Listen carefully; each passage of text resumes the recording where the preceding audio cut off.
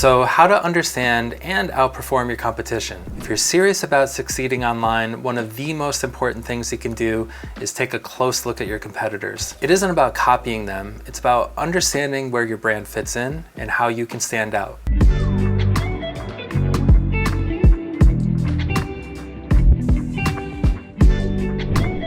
Step 1, identify your competitors. It's simple, just search online. Use keywords you think your audience might use to find you. For example, if you're a web designer in Houston, try searching best web design businesses in Houston. Pay attention to both organic and paid results. These are your direct competitors. But don't stop there, scroll a little deeper and you might uncover indirect competitors, businesses targeting the same audience but maybe in a slightly different way. Want to go a little deeper? Ask tools like ChatGPT who the top businesses are in your area. Compare the results. Google shows who's strong in SEO and backlinks, while AI often reflects the overall brand perception across all of the web. Both perspectives are valuable, so take note of the companies that come up and get ready to dive in further. So step 2, check out their website. Ask yourself, how does it feel as a first-time visitor? Is it easy to navigate? Is it visually appealing? Does it feel trustworthy, or is it confusing and off-putting? Think critically about how they use design to connect with their audience. Then start brainstorming how your website can not only match their strengths, but also go a step further. Consider aspects beyond aesthetics, like how deep their content is and what features their website includes. Speaking of content, step 3 is to analyze their content. Content tells a story. What topics are they covering?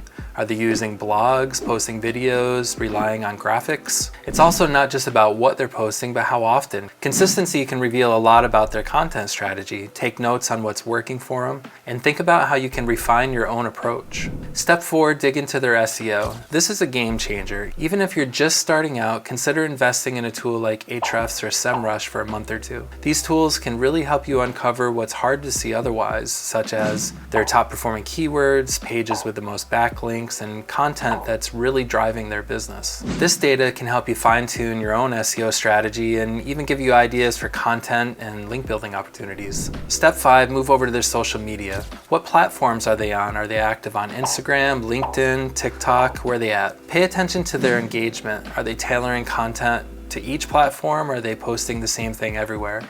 Look beyond just followers, see which posts are getting likes and comments and shares, what resonates with their audience. Jot down ideas for how you can build on their success and avoid their mistakes. Now the next step can be a bit more involved, but it's incredibly useful. You got to experience their customer journey. Sign up for their email list, download their freebies, test their services out. How are they bringing people into their sales funnel? What's the experience like? By walking through the customer journey, you'll see exactly where they're excelling and where they're dropping the ball.